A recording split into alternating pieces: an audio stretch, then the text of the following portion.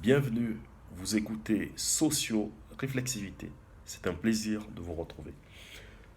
J'ai la voix enrouée, vous l'aurez remarqué, je suis pris depuis quelques jours euh, d'une angine, voilà, que je soigne. Mais si ça se trouve, c'est peut-être la Covid. Vous savez, aujourd'hui, on serait presque heureux de dire j'ai de la Covid. Je rigole, c'est pas amusant parce qu'on ne prend plus de précautions, vous avez remarqué. Plus de masques, presque plus de gel, bref. Excepté quelques irréductibles qui continuent à prendre des précautions, ce qui est très bien.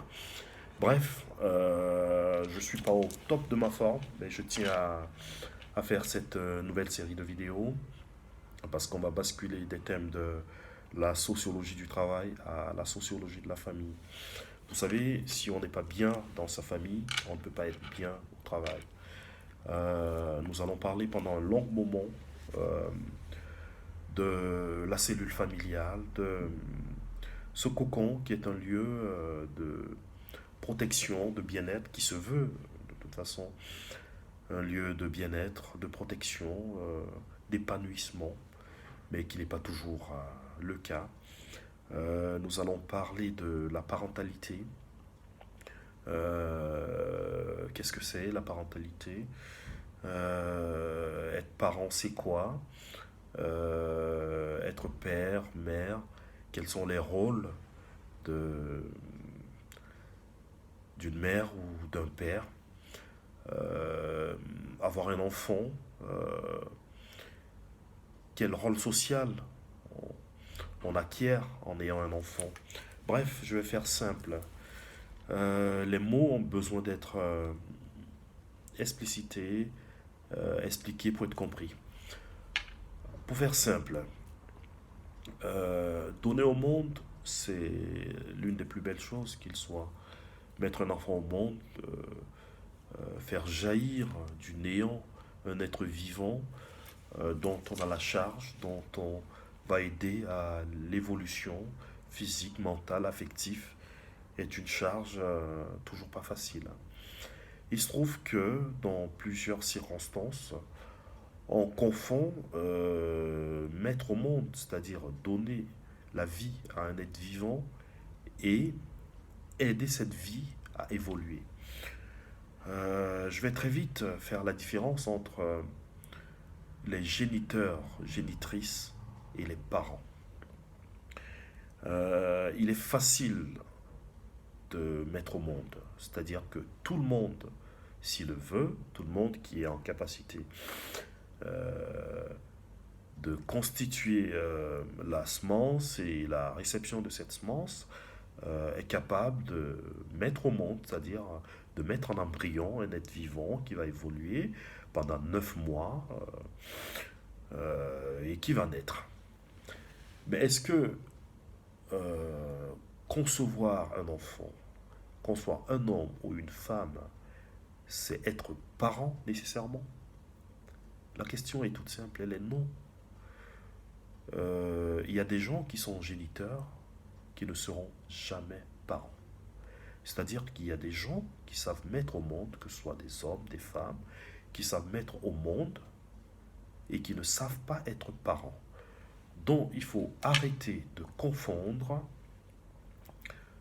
les accoucheurs que j'appelle et les accoucheuses avec les parents.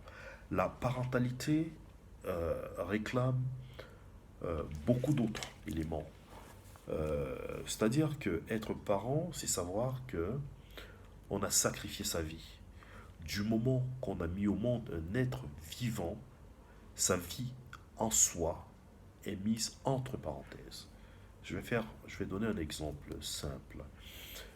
Il est des pays où il est difficile d'entretenir la vie d'un enfant, où lorsqu'on trouve à manger, on pense en priorité à ses enfants. Les parents, dignes de ce nom, se privent lorsqu'il n'y en a pas assez à manger. Je parle dans des pays en voie de développement et autres, préfèrent donner à manger à leur enfant que de manger eux. Pourquoi? Parce que ils ont pris en compte le fait que leur vie, à partir du moment où ils ont mis un enfant au monde, ne compte plus ou compte moins que celle de cet enfant. Et on pourrait multiplier des exemples dans ce sens. Qu'est-ce que je veux dire par là? Que mettre un enfant au monde se réfléchit. C'est comme si on fait la somme de ses économies ou de ses possibilités d'emprunt à une banque pour acheter une voiture ou se lancer dans un projet de construction. Si on n'est pas capable d'aller au bout de ce projet, vaut mieux pas s'engager, vaut mieux pas commencer le projet. C'est-à-dire ici, je tiens à féliciter vraiment tous ceux qui prennent au sérieux leur engagement de parentalité. Parce que être parent, c'est un défi de tous les jours. C'est un défi en termes d'affection, de présence, euh, de sacrifice de soi, euh, d'engagement de chaque seconde envers l'être vivant qu'on a invité dans cette vie. Donc, il faut dissocier la procréation de la parentalité. Il y a beaucoup de procréateurs, mais peu de parents. C'est-à-dire que, d'après le psychanalyste dont j'ai déjà parlé longuement ici, à socio-réflexivité, euh, la parentalité est quelque chose de plus engagé. C'est quelque chose de plus engagé, de plus prégnant. Il se trouve que les parents hommes sont ceux qui se désengagent le plus. Il faut être sincère et honnête là-dessus. Et les parents mères sont celles qui sont les plus engagées. La raison est simple. D'après le psychanalyste dont je vais retrouver le nom très vite, les parents hommes s'identifient très vite à leur enfant lorsque cet enfant leur ressemble ou lorsque cet enfant a des qualités qui se rapprochent aux leurs. Un père serait plus enclin à s'engager pour un enfant qui lui ressemble et à se désengager lorsque l'enfant ne lui ressemble pas. Ce qui est tout à fait absurde, dans la mesure où il a décidé de mettre cet enfant au monde. Donc, la psychanalyse détermine ou définit l'engagement des hommes comme moins prégnant que celui des femmes. Ceci dit, les hommes n'ont aucune excuse de se désengager vis-à-vis d'un enfant qu'ils ont souhaité, qu'ils ont invité dans cette vie. Et les mamans ne doivent pas non plus se culpabiliser d'avoir plus de responsabilité vis-à-vis d'un enfant. La responsabilité, elle est partagée. Elle est juste 50-50. Et la maman a déjà une avance, il faut le dire, parce qu'elle a porté l'enfant 9 mois dans son ventre.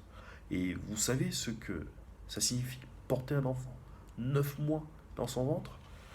Ça signifie d'abord qu'au niveau de sa santé, on sera malade, on sera dans l'inconfort, on va prendre des médicaments, on va se soigner pour accueillir cet enfant qu'on porte en son sein, parce que cet enfant va pomper en quelque sorte les nutriments de la maman. Tout ce qu'elle mange est récupéré par l'enfant. Son sang est récupéré. Il faut restituer de nouveau des nutriments sanguins, vitamines et, et autres pour que la maman se porte bien pendant 9 mois. Et non content de cela, la maman donne son corps. C'est une espèce de sacrifice. C'est une espèce de sacrifice parce que le corps de la maman va se modifier pendant 9 mois. Et elle n'est pas sûre, à la fin de la grossesse, à l'accouchement, de retrouver son corps de jeune fille.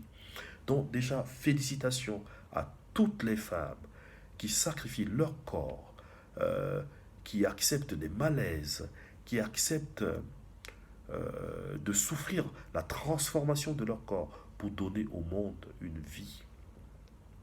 Et le papa devrait s'engager durant toute cette période, et encore plus après, parce que la maman a déjà une avance euh, sur le travail, tout simplement, qui est amorcé pour élever, éduquer un enfant. Cela dit, ces sacrifices vont se poursuivre. Voilà, donc je reviens dans une seconde vidéo où je reviendrai plus explicitement sur le psychanalyste qui apporte toutes les précisions à propos de la parentalité et de la responsabilité d'un papa et d'une maman vis-à-vis d'un enfant. Je vous remercie et je vous dis à tout à l'heure.